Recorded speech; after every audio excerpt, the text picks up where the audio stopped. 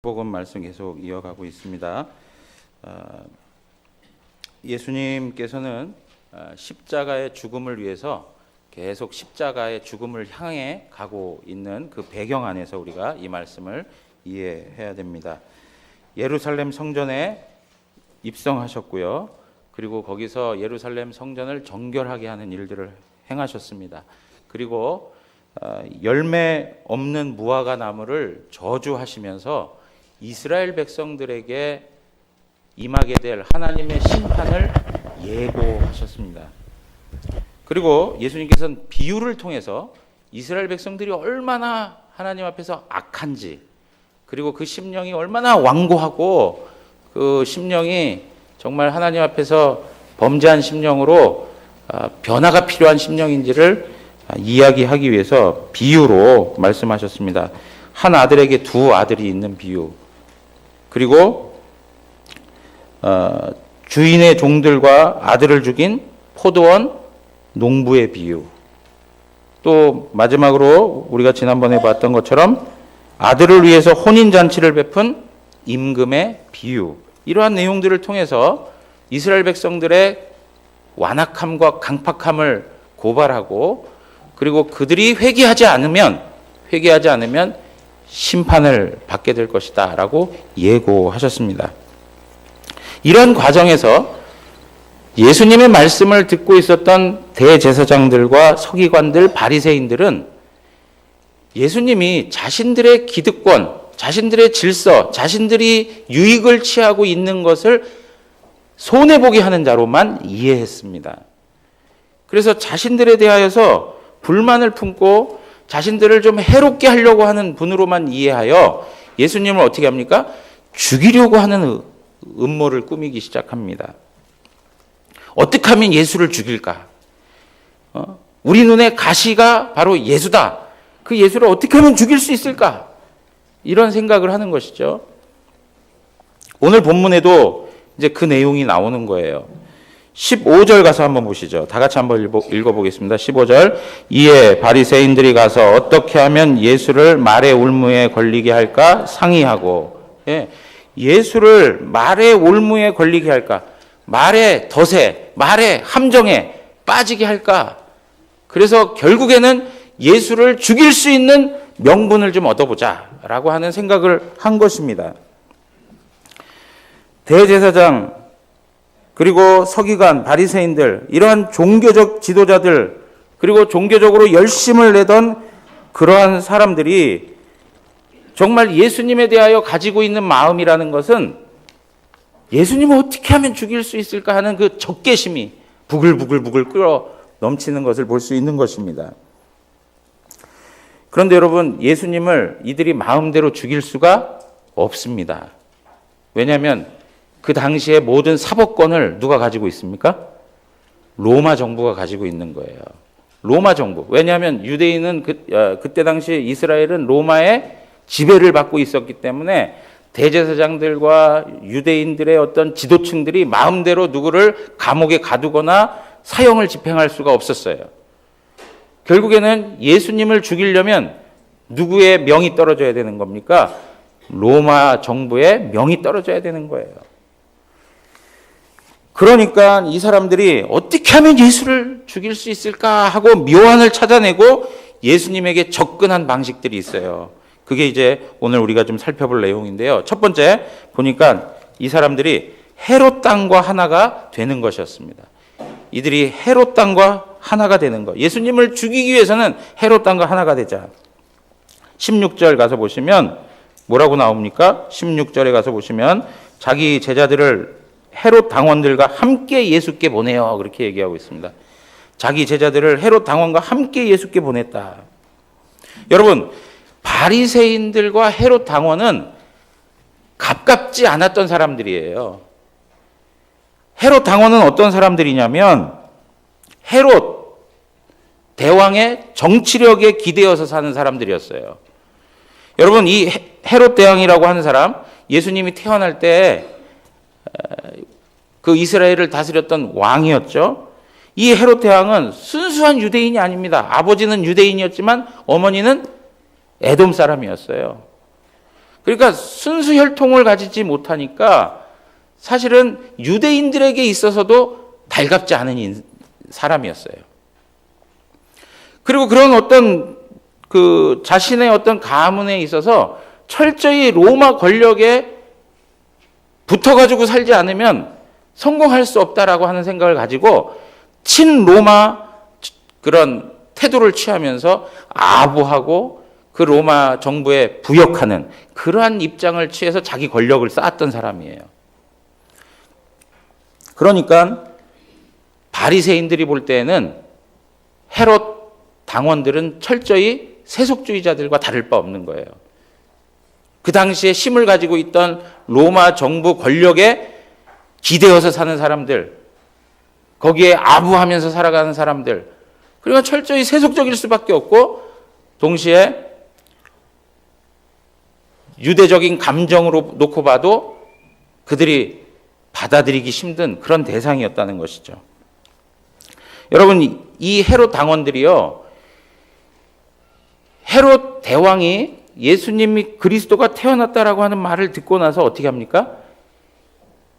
2세 이하의 모든 아기들을 다 죽입니다.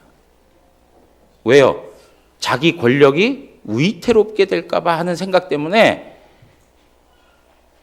그 죄가 없는 어린 아이들을 다 죽이는 일을, 학살을 시킵니다. 끔찍한 일을 자행한 것이죠. 뭐 때문에 그렇다고요? 자기 권력을 유지하려고요. 그러니까 보세요. 그 당시만 해도 예수님이 많은 사람들을 대동하고 많은 사람들이 예수님을 따라다니는 것 보니까 자기 권력에 항상 위협적인 존재라는 생각을 하게 된 거예요. 그래서 마가복음 3장 6절에도 가서 보시면요, 똑같은 표현들이 있습니다. 한번 보실까요? 마가복음 3장 6절에 보면 바리새인들이 나가서 곧 헤롯 당과 함께 어떻게 하여 예수를 죽일까 의논하니라 그랬어요. 이전에도 바리새인과 헤롯 당이 연합 전선을 구축해서 예수님을 어떻게 하면 죽일 수 있을까라고 하는 생각을 하며 살았다는 거예요. 여러분, 이러한 모습들은 우리가 삶을 살아가는 과정 속에 충분히 볼 수 있는 일들이에요. 나와 너가 서로 원수지간이에요. 그런데 우리 말고 다른 공격 대상이 나타나면 어떻게 합니까? 우리가 서로 손을 잡고 그 공공의 적을 위해서 싸운단 말이에요. 우리의 유익을, 그리고 우리의 기득권을 부여잡고 그것을 유지하기 위해서는 감정이 좋지 않고 악감정을 가지고 있어 서로 대적하는 대상일지라도 한 편을 먹고 공공의 적을 대하여 싸우는 것, 이것이 바로 사람들이 행하고 있는 방식들인 것이죠. 진리에 대한 문제는 없습니다. 우리와 그가 함께 할 수 있는 그 진리성이 있느냐, 그들이 참된 사람들이냐, 이거 관계없다는 거예요. 불의한 사람일지라도, 우리가 받아들이기 어려운 그런 사람들일지라도 우리의 유익을 위해서, 우리의 이익을 지켜내려면 우리가 같은 편을 먹고 함께 그를 대적해야 된다라고 하는 생각을 가지고 있는 거예요. 진리에 대한 문제 고민하지 않는 것이죠. 성도 여러분, 오늘날 우리가 살아가면서요, 이 세속 사회에서 물질을 얻어내는 과정 속에, 어떤 우리의 유익을 얻어내는 과정 속에 진리의 문제를 따지지 않고 내게 유익만 되면 무조건 덥석 잡으려고 하는 태도들이 있다는 것이죠. 사탄은 그러한 방식을 이용한다는 것을 아셔야 됩니다. 그러므로 우리가 무엇에 중심을 둬야 되는 것입니까? 진리의 중심을 잡고 하나님 말씀이 기준이 되어서 살아가야 하는 삶의 모습이 있어야 됩니다. 그래야 함부로 다른 사람들이 우리에게 다가올 수가 없습니다. 여러분, 바리새인들이 봤을 때 헤롯 당원들이 얼마나 만만해 보이며 함께 할 수 있었겠습니까? 야, 쟤네들은 우리하고 똑같은 속물들이야. 야, 우리하고 같이 편먹고 예수님 대적할 수 있어. 이런 생각할 수 있는 거 아니에요? 기준이 없으니까. 기준이 뭐예요? 자신들의 권력을 유지하는 것밖에 없으니까. 여러분, 오늘 우리가 삶을 살아갈 때 똑같습니다. 우리가 진리의 말씀을 부여잡고 하나님 앞에서 살아가면 다른 사람들이 우리에게 함부로 다가오지 않습니다. 그런데 우리의 마음 가운데 절대적 기준이 없고 세상에 흔들리고 요동치고 그리고 내게 있어서 유익이 오면 잡고 하는 그러한 영적 가벼움들이 있으니까 사탄이 그리고 악한 세력들이 다가와가지고 어떻게 해요? 야, 우리 같이 편먹자 이렇게 얘기하는 거예요. 우리 대구영업교회 모든 성도님들이 진리의 말씀에 굳건히 세워지기를 원합니다. 예. 그리고 두 번째는 뭐라고 나와 있습니까? 이 바리새인들이 다가가가지고 그 헤롯 땅과 다가가가지고 이야기를 합니다. 16절에 뭐라고 얘기하는지 한번 읽어보시죠. 자기 제자들을 헤롯 당원들과 함께 예수께 보내어 말하되 선생님이여 우리가 아노니 당신은 참되시고 진리로 하나님의 도를 가르치시며 아무도 꺼리는 일이 없으시니 이는 사람을 외모로 보지 아니하심이니이다. 여러분 어떻게 다가가고 있습니까?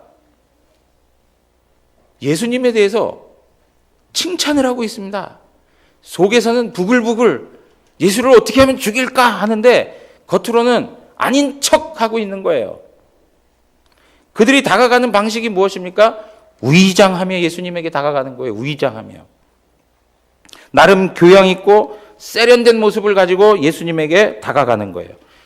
당신의 말씀이 참됩니다. 진리로 하나님의 도를 가르친다고 생각합니다. 그럼 여러분 예수님의 말씀이 참된 말씀이라면 그 말씀 듣고 마음에 찔림을 받고 회개하고 돌이켜서 하나님 말씀 앞에 서야 되는 건데 그런 생각은 없고 마음속에선 끊임없이 적개심을 가지고 예수를 어떻게 하면 죽일까 하는 그러한 심성을 가지고 있는 사람들이 예수님 앞에 번드르르한 이야기 그 이야기를 꺼내놓으면서 자신들의 목적을 달성하기 위한 하나의 과정으로 삼고 있다는 거예요. 양의 탈을 쓴 이리가 다가간 것이죠. 양의 탈을 쓴 이리. 겉으로는 아무 문제가 없어요. 그러나 속에는 뭘 품고 있습니까? 칼을 품고 있는 것입니다. 그들의 마음은 죄악의 무덤이에요. 이러한 방식은 철저히 사탄적인 거예요. 사탄도 하와에게 다가갔을 때 어떻게 다가갔습니까? 간교한 뱀을 통해서 다가갔습니다. 하와가 들을 때 참 지혜롭다 할 정도로 달콤하게 다가갔습니다. 위장하고 다가갔다는 거예요. 여러분 사탄의 속성이 그렇습니다. 사탄은 정직하게 오지 않습니다. 진실하게 하지 않습니다. 사탄은 항상 위장합니다. 우리 스크린에 없는데요. 요한복음 8장 한번 가서 보실래요? 요한복음 8장.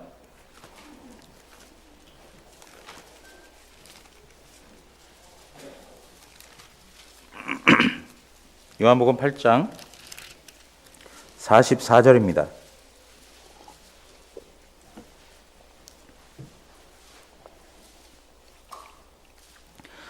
다 같이 한 목소리로 읽겠습니다. 너희는 너희 아비 마귀에게서 났으니 너희 아비의 욕심대로 너희도 행하고자 하느니라. 그는 처음부터 살인한 자요 진리가 그 속에 없으므로 진리에 서지 못하고 거짓을 말할 때마다 제 것으로 말하나니 이는 그가 거짓말쟁이요 거짓의 아비가 되었습니다. 여러분 사탄이 진리로 말하지 않는다는 거예요. 진실하게 말하지 않습니다. 왜요? 사탄의 속성은 그야말로 거짓이에요. 거짓.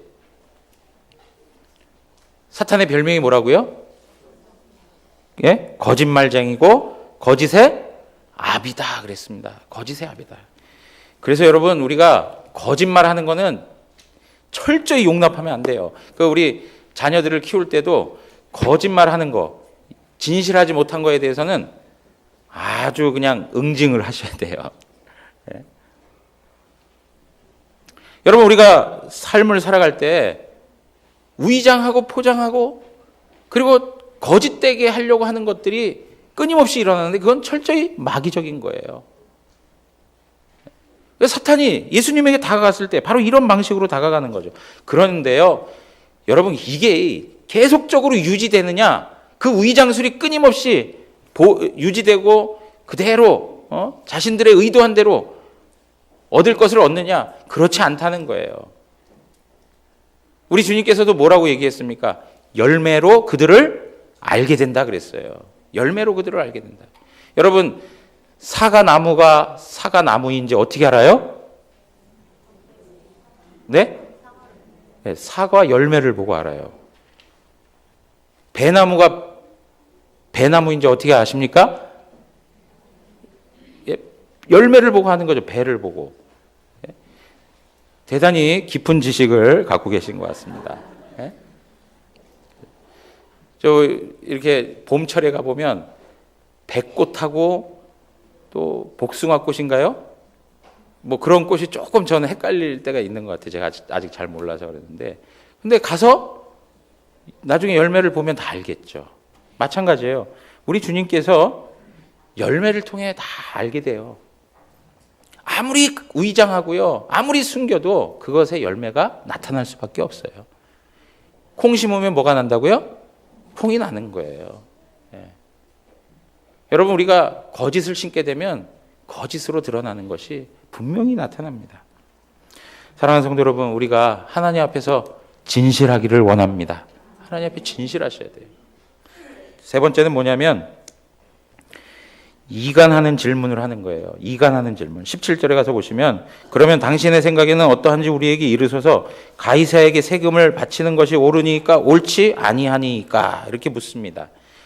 여러분, 가이사에게 세금 바치는 게 옳으냐 옳지 않으냐 이렇게 묻는데요. 이건 이들이 몰라서 묻는 게 아니에요. 예수님, 우리가 전혀 몰라서 그러는데 좀 가르쳐 주십시오. 겸손한 마음으로 묻는 게 아니에요. 이 질문을 통해서 예수님을 말의 올무에 걸리게 하기 위해서 하는 거예요. 말꼬리를 잡아서 예수님의 죄를 드러내고 그리고 예수님을 결국에는 그것 때문에 죽이려고 하는 질문인 거예요. 만약에 예수님이요, 세금을 내지 말아야 된다. 세금 내지 말아야 된다라고 얘기하면 예수님은 어떻게 되는 것이죠? 로마의 반역자가 되는 거예요. 여러분, 세금을 낸다는 거, 우리가 대한민국 국민으로서 세금을 낸다라고 하는 것은 이 국가가 나에게 세금 받을 권리가 있다는 거예요. 권세가 있다는 거예요. 그리고 나는 국가의 질서, 국가의 보호, 간섭을 다 받아들이겠다라고 하는 의미가 담겨 있는 거예요. 국가적 질서를 내가 존중하겠다는 뜻을 가지고 있는 것이죠. 그러니까 로마 정부에다가 세금을 내지 말아라 라고 얘기하면 결국 뭐 하자는 얘기예요? 국가 질서에 반역해라 라고 하는 이야기가 되는 거예요. 그리고 로마 정부 입장에서는 그 사람은 어떻게 해야 됩니까? 반역자로 붙잡아가지고 죽여야 되는 것이죠. 그런데 만약에 또 한편에 예수님께서 세금을 내야 된다라고 이렇게 말씀하시면, 세금을 내야 된다라고 얘기하시면 유대인들의 감정을 나쁘게 만드는 거예요. 유대인들은요, 그 당시에 이 세금에 대해서 굉장히 민감했어요. 그리고 이 세금 때문에 참 힘들고 어려운 과정들을 밟으면서 살았어요. 여러분, 오죽하면 그 당시에 죄인으로 누가 이름을 올리고 있습니까? 세리들. 예. 국가로부터 합당하게 내는 세금의 내용만이 아니라 이 세리들이 더 많은 것을 불려가지고 백성들로 하여금 살아가기 어렵게 만드는 그러한 못된 짓들을 했단 말이죠. 그러니까 세금을 낸다는 것 자체가 참으로 유대인들에게 있어서는 불만인 상황인 거예요. 그래서 사도행전 5장 37절 가서 보시면은요, 사도행전 5장 37절, 그 후 호적할 때 갈릴리의 유다가 일어나 백성을 깨어 따르게 하다가 그도 망한즉 따르던 모든 사람이 흩어졌느니라, 그렇게 얘기하고 있어요. 여기요, 그 위절에 보면 드다라고 하는 사람도 나오고요, 여기 이제 유다라고 하는 사람도 나오는데, 여기 보면 호적할 때라고 얘기하죠. 호적한다는 게 뭐냐면 인구조사한다는 거예요.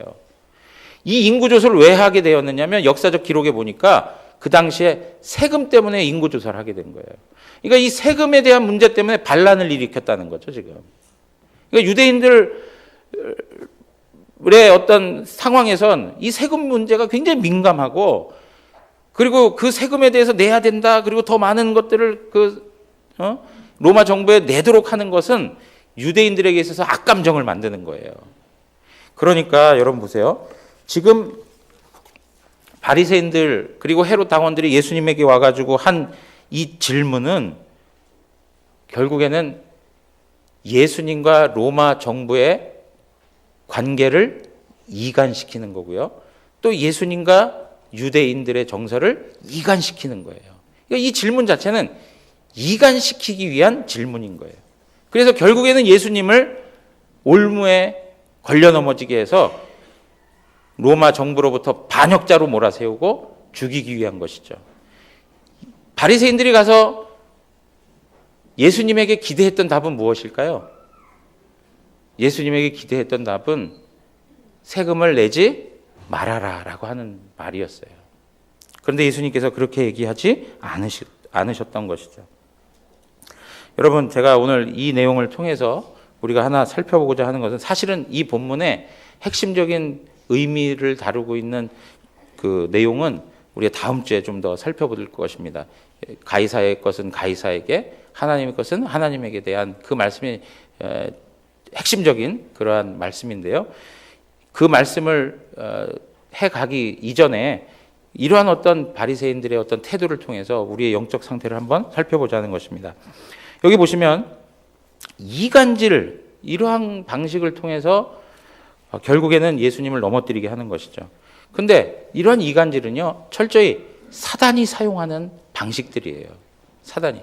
언제 이러한 일을 행한 적이 있습니까? 사단이. 예? 한번 생각해 보십시오. 언제 이간질을 통해서 문제를 만들어낸 적이 있습니까? 에덴 동산에서 그랬습니다. 에덴 동산에서. 하와에게 다가가가지고, 야, 너 이거 선악을 알게 하는 나무 왜 못 먹니? 그거 먹으면 죽을지도 모른대. 야, 그거 아니야. 하나님이 너희가 하나님처럼 될 것 같으니까 그래서 먹지 못하게 한 거야. 하나님처럼 되게 할 거야. 하나님처럼 될까봐 못 먹게 한 거지. 절대 그런 거 아니야. 죽지 않아. 먹어봐. 그리고 나서 그 선악과를 먹게 되죠. 사단의 전략이 통하게 된 것입니다. 이 사단의 역사를 통해서 하나님과 인간이 분리되었습니다. 분리되었어요. 여러분, 마귀라고 하는 뜻을 가진 헬라어 디아블로스라고 하는 단어인데요. 디아블로스, 마귀. 그 뜻이 의미하는 게 뭐냐면 사이를 갈라놓는다라고 하는 의미를 가지고 있어요. 그러니까 마귀 그러면 속성상 어떤 일을 하는 사람이에요? 하는 존재예요? 사이를 갈라놓는 일을 하는 거예요. 마귀는요. 디아블로스. 하나님과 우리 인간과의 사이를 갈라놓았습니다. 그리고 우리와 우리 사이를 갈라놓았어요.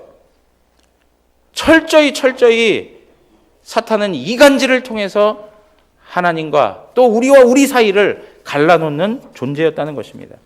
역사 속에 수없이 많은 그런 일들이 있었습니다. 다니엘과 다니엘 세 친구들, 느부갓네살 왕과 다니엘, 느부갓네살 왕과 다니엘의 세 친구, 그 사이를 갈라놓죠. 이간질하지 않습니까? 고자질하면서. 이러한 일들을 통해서 하나님의 일들이 계속 방해받는 것과 같은 그러한 일들을 사탄이 행하고 있었다는 것이죠. 느헤미야 시대에도 마찬가지입니다. 느헤미야가 성전을 수축하고 있는데 그때 산발랏, 도비야, 게셈이라고 하는 사람이 나타나가지고요, 이간질을 하는 거예요. 이간질을. 자, 느헤미야 2장 19절 한번 가서 보시죠. 다 같이 한 목소리로 읽겠습니다. 시작.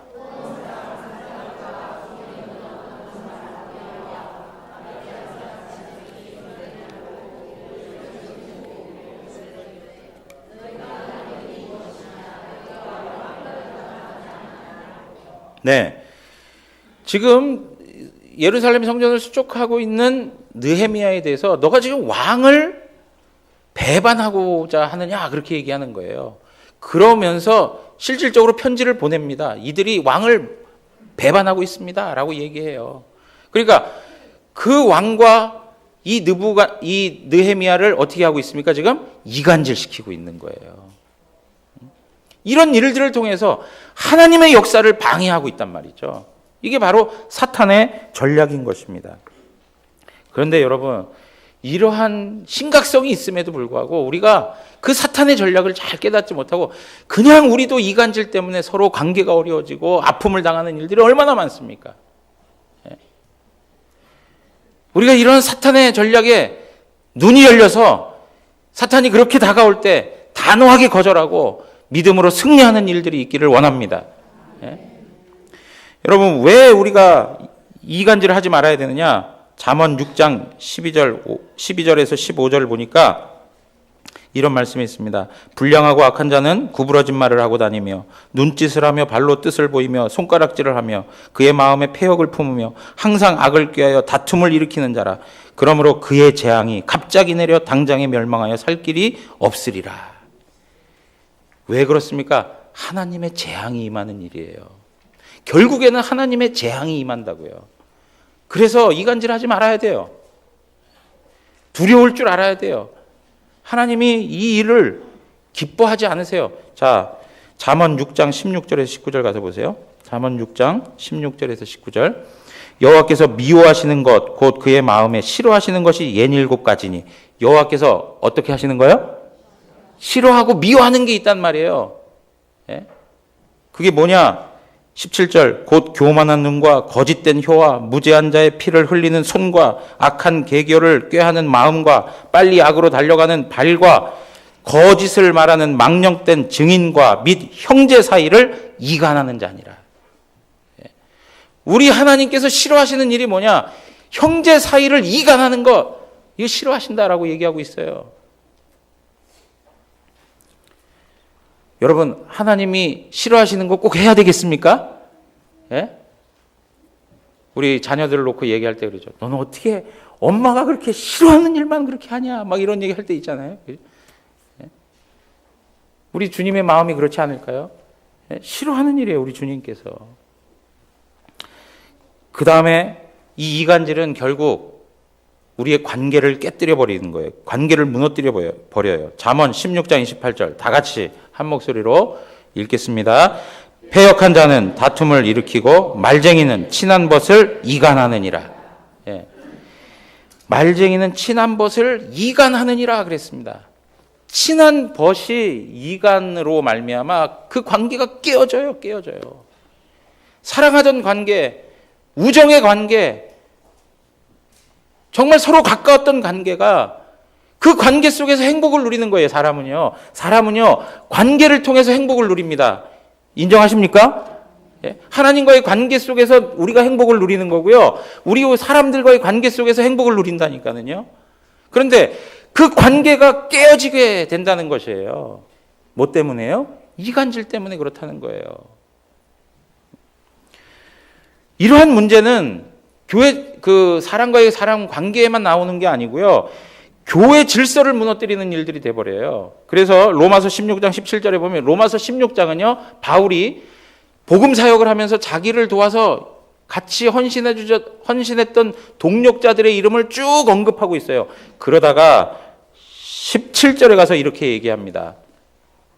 형제들아 내가 너희를 권하노니 너희가 배운 교훈을 거슬러 분쟁을 일으키거나 거치게 하는 자들을 살피고 그들에게서 떠나라 그래요. 분쟁을 일으키거나 거치게 하는 자들 떠나라 그렇게 얘기해요.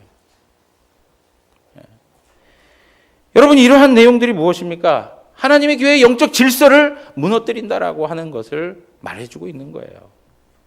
무엇을 통해서요? 우리의 말을 통해서 그런 일들이 일어난다는 거예요. 여러분, 우리 주님은 하나님의 교회 식구들을 모으는 분이십니다. 그렇게 알고 믿으십니까? 예. 암탉이 새끼를 가슴으로 품어내는 것처럼 달걀을, 그죠? 알을 품는 것처럼 계속 모아들이시는 분이에요.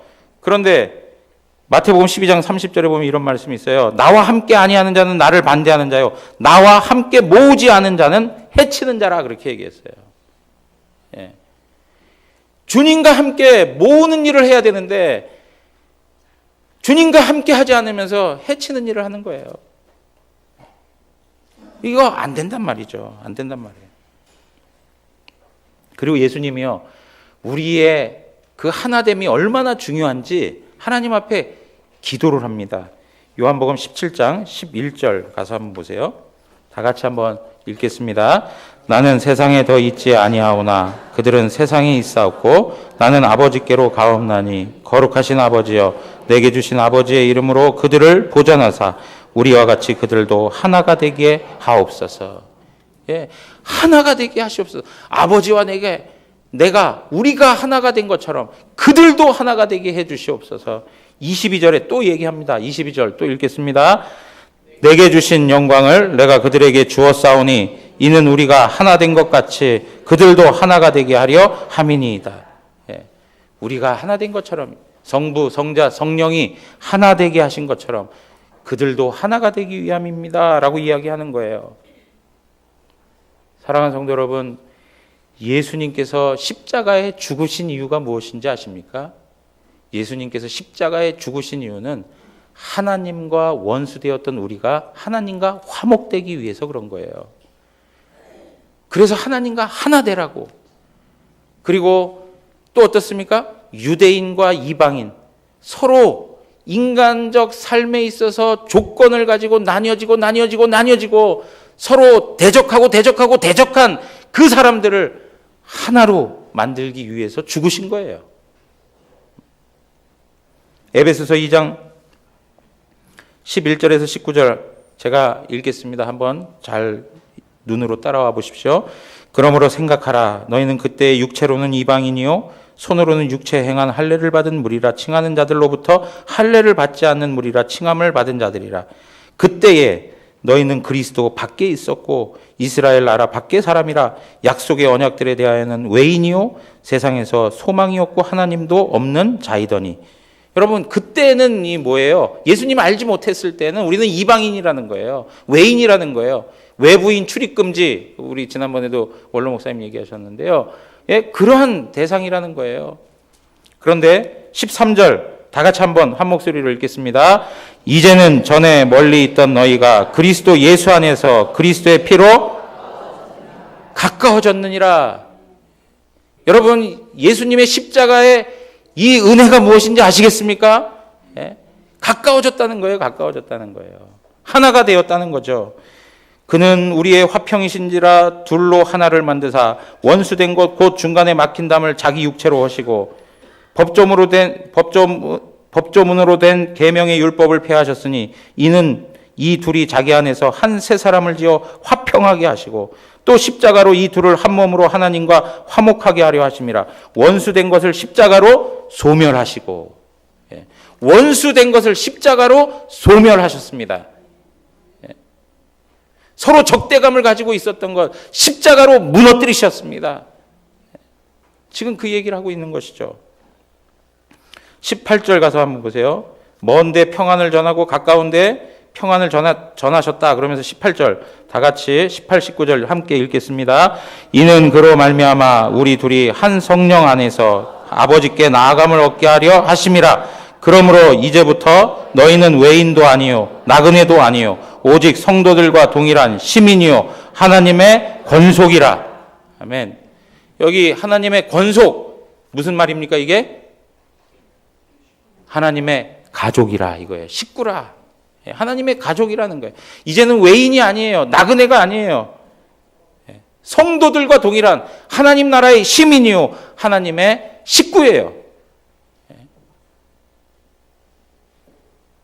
옆에 계신 분들 한번 보시면서 이렇게 인사하겠습니다. 가족인 걸 몰라봤습니다. 네. 네. 자, 그리고 또 한 번 얘기해요. 그걸로 끝나면 안 됩니다. 이제 한 가족이니까 하나 됩시다. 예? 네. 여러분, 한 아버지 앞에 있는 한 가족이 되었습니다. 한 자녀가 되었습니다. 예? 그래서요, 우리가 이간질하면서 관계를 끊어버리고 문제를 일으키고 하는 것은 철저히 십자가의 원수로 행하는 거예요. 그렇기 때문에 하지 말아야 되는 거예요. 십자가의 원수, 예수 그리스도께서 십자가를 통해서 이루신 그 모든 것을 업신여기고 멸시하고 무시하는 행위예요. 예. 이간질이라는 것, 이만큼 중요하다는 것을 우리가 아셔야 돼요. 결국에는 우리가 이간질하면 누가 제일 행복해 할까요? 예? 누가 제일 행복해요? 예, 사탄이 행복해 하는 거예요. 다른 거 없습니다. 가서 이간질 한 사람이나 그걸 듣는 사람이나 다 마음이 상하고 아픈 거밖에 없어요. 누구가 좋아요? 사탄만 즐거워하는 거예요. 잘 돼간다, 잘 돼간다. 예. 그렇기 때문에 우리에게 분명한 책임이 있습니다. 무엇이냐? 예수 그리스도께서 십자가에서 이루신 그 하나됨, 성령 안에서 이루신 그 하나됨을 힘써 지키는 것입니다. 에베소서 4장 1절에서 3절 우리 또 한 목소리로 읽겠습니다. 1절에서 3절입니다. 그러므로 주 안에서 갇힌 내가 너희를 권하노니 너희가 부르심을 받은 일에 합당하게 행하여 모든 겸손과 온유로 하고 오래 참음으로 사랑 가운데에서 서로 용납하고 평안에 매는 줄로 성령이 하나 되게 하신 것을 힘써 지키라. 아멘. 성령이 하나 되게 하신 것을 힘써 지키라. 이것이 바로 성도가 가지고 있는 책임인 것입니다. 우리의 가정 안에서, 우리의 교회 안에서, 하나님 앞에서 그 성령이 하나 되게 하신 것을 힘써 지키는 삶을 살아가는 삶. 하나님이 그것을 격려하시고요. 하나님이 그것을 응원하십니다. 그것이 힘들고 어려울지라도 그 하나됨을 위해서 내가 미랄처럼 썩어지는 것, 우리 주님께서 그것을 받으십니다. 시편 133편에 보면 보라, 형제가 연합하여 동거함이 어찌 그리 선하고 아름다운 거 그랬습니다. 형제가 연합하여 동거함이 어찌 그리 선하고 아름다운 거. 여러분 이 말씀 생각하면 저는 그 생각나요. 이는 내 뼈 중에 뼈요 살 중에 살이라 그러면서 우리 주님이 얘기하시죠. 남자가 부모를 떠나 그의 아내와 합하여 둘이 한 몸을 이룰지라. 그렇죠? 그러면서 뭐라고 얘기합니까? 하나님이 짝지어 주신 것을 사람이 나눌 수 없느니라 그랬습니다. 사람이 나눌 수 없느니라. 이 하나됨 사람이 나눌 수가 없습니다. 하나님이 행하신 일 하나님께서 유지시키고요. 하나님께서 잘 생각하셔야 돼요. 우리 여기 같이 신앙생활 하는 분들이요. 다 천국에서 영원히 만나 지내실 분들이에요. 그래서요. 이 시편 133편에서 이 하나됨을 하나님 앞에서 감격적으로 고백하고 있는 거예요. 어찌 그렇게 선하고 아름다운가. 하나님이 어떻게 이렇게 하나됨을 주신 것. 얼마나 이것이 복된가를 감격하면서 찬양하고 있는 거예요. 그런데 여러분 보세요. 2절에 보면 이런 표현이 있어요. 머리에 있는 보배로운 기름이 수염 곧 아론의 수염에 흘러서 그의 옷깃까지 내림 같고 그렇게 얘기해요. 여러분 아론이 누구입니까? 대제사장입니다. 대제사장이 대제사장으로 세움받을 때 어떻게 하죠? 기름 부음을 받는 거예요. 지금 아론에게 기름을 부은 거예요. 기름을 부어서 그 기름이 아론의 수염을 흘러 지나서 온 몸에 다 기름이 흘러가는 거예요. 여러분 대제사장은 누구를 예표하는 것입니까? 예수 그리스도를 예표하는 거예요. 예수 그리스도를 예표하는 거예요. 예수 그리스도가 이 시대에 무엇으로 우리에게 설명됩니까? 머리 대신 예수 그리스도, 그의 지도를 받는 모든 지체가 바로 그리스도의 몸입니다. 그러니까 기름 부음이 머리로부터 발끝까지 온 지체에 흘러 넘친다는 게 뭐예요? 성령의 기름 부으심이 온 성도들에게 함께 임함으로 교회가 하나 되었음을 말씀하고 있는 거예요. 교회가 하나 되었음을. 머리이신 그리스도, 그분을 따라 온 지체가 성령 안에서 하나 되었다는 것을 말씀하고 있는 것이죠. 사랑하는 성도 여러분, 교회의 특징이 있다면 이 세상의 조건과 환경 그 모든 걸 뛰어넘어서 하나됨입니다. 하나됨. 교회만이 누릴 수 있는 것입니다. 그렇기 때문에 지금 시편 저자는 하나님 앞에 그 하나됨을 감격스럽게 노래하는 거예요. 여러분 다윗 왕이 훌륭한 왕인데요. 다윗 왕의 업적 중에서 아주 귀한 게 뭔지 아십니까? 다윗 왕은요. 통일 왕국을 이룬 사람이에요. 통일 이스라엘을 이룬 사람이에요. 북이스라엘, 남유다, 갈라져 있었던 그 나라를 통일 이스라엘로 만든 거예요. 이 다윗이 지금 하나님을 향하여서 감격스럽게 노래하고 있는 거예요. 여러분, 한번 생각을 해보는 거예요. 어떤 한 가정이 있습니다. 이 가정을 이렇게 생각해 볼 때 항상 거기에 서로가 사랑하는 그런 가족들 안에서 감사가 있고 기쁨이 있다면 얼마나 행복할까요? 그죠? 그래서 뭐 예를 들면 이런 거 있죠. 자녀가 엄마, 나는 엄마가 나의 엄마가 돼준 게 너무 행복해요. 이런 얘기하면 닭살 돋죠. 네? 그런 고백들이 있으면 얼마나 좋을까요? 아빠처럼 진짜 멋진 아빠 내가 본 적이 없어요. 표정들이 다른 나라에서 하는 이야기들처럼 들리시는 것 같아서. 사랑하는 당신 세상에서 가장 아름답습니다. 그리고 또 어떻게 합니까? 나는 당신을 만나서 내 인생에 가장 행복한 여자로 살아가고 있습니다. 뭐 이런 표현들이 있으면 얼마나 좋냐 이거죠. 그죠? 별로 안 좋습니까? 네? 뭐 그럼 반대로 해가지고 저 원수 만나가지고 내가 웬 고생이냐? 남편 복 없는 것이 자식 복도 없지. 그리고 엉엉 울고 막 그래야 되겠습니까? 네?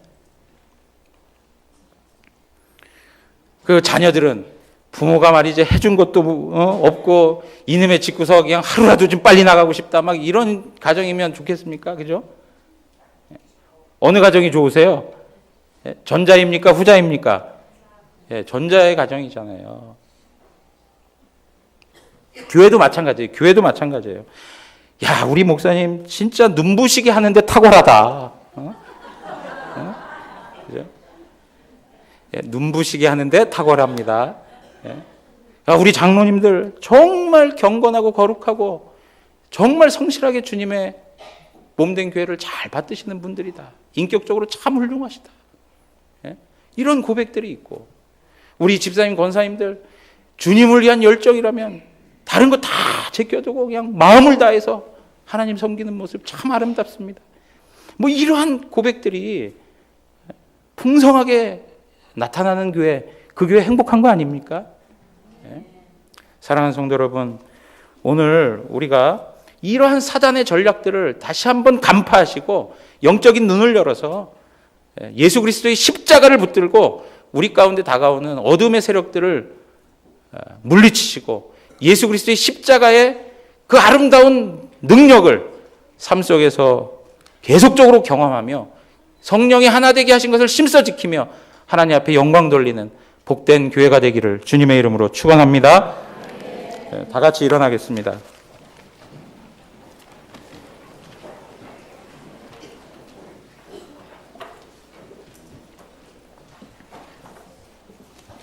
항상 진실께 찬양하겠습니다.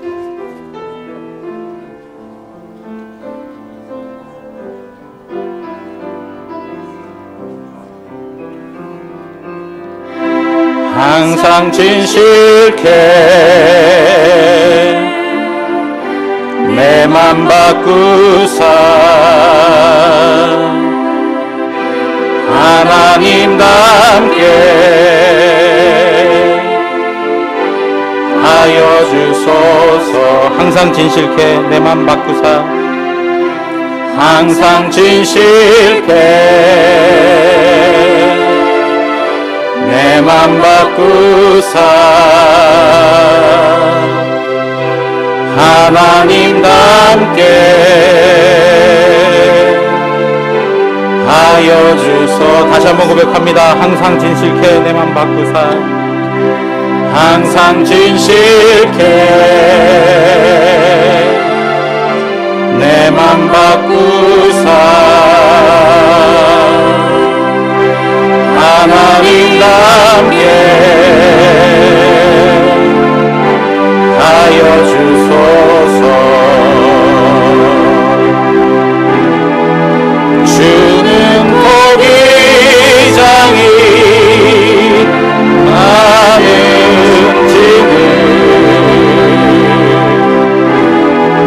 날 믿으소서.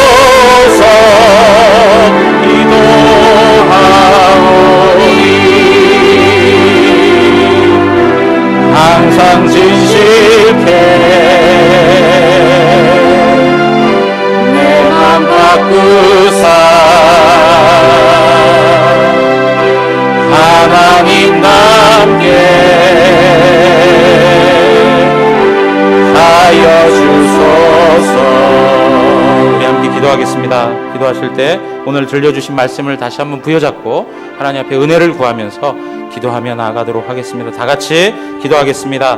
살아계신 하나님 아버지, 하나님 은혜를 구합니다. 하나님 아버지, 오늘도 주님 들려주신 말씀 앞에 정직하고 진실하기를 원합니다. 하나님 아버지, 우리의 마음이 하나님 앞에서 거룩하고 진실하며 하나님 말씀을 받을 때에 하나님 그것이 나에게 들려주시는 하나님의 말씀임을 알고 하나님 아버지, 우리의 심령 가운데 깨달음을 더하여 주시기를 원합니다. 성령님 역사하여 주시옵소서. 하나님 아버지와 바리새인과 그 대제사장들이 가졌던 적개심을 가지고 아버지여 사탄에게 이용당하는 그러한 인생이 아니라 하나님의 거룩하신 뜻을 받들어 삶을 살아갈 수 있는 우리의 모습 되기를 원합니다. 하나님 아버지여 영을 열어주시옵소서. 영안을 뜨게 하여 주시옵소서. 하나님 아버지, 주님께서 인도하여 주셔서 어둠의 권세들의 역사들을 보게 하시고 하나님 아버지, 그 가운데 우리가 도구가 되어져 그들의 종이 되어 살아가지 아니하도록 은혜 베풀어 주시기를 원합니다. 항상 진실하게 살아갈 수 있게 하시옵소서. 진리의 말씀을 붙들고 살아가게 해주시옵소서. 하나님 아버지여 선하고 하나님 아버지여 남을 높여주고 남을 세워주는 그런 말을 통하여서 하나님 사랑의 공동체, 하나됨의 공동체가 이루어질 수 있도록 하나님 은혜를 내려 주시옵소서. 우리가 가졌던 우리의 모든 허물들을 용서하여 주시고 하나님 아버지 거룩하게 하여 주시옵소서. 주님 은혜를 주시기를 원합니다. 주여 함께 해주시옵소서. 지금은 우리 주 예수 그리스도의 은혜와 하나님 아버지의 크신 사랑과 성령 하나님의 말씀으로 인도하심이 오늘도 하나님의 말씀을 듣고 진리를 붙들고 살며 진실하게 살아가고 또한 하나됨을 추구하며 그리스도의 아름다운 덕을 세워가기를 소원하는 우리 모든 성도님들 머리 위에, 그리고 삶의 터전 위에, 그 모든 가정 위에 이제로부터 영원토록 함께 있을지어다. 아멘.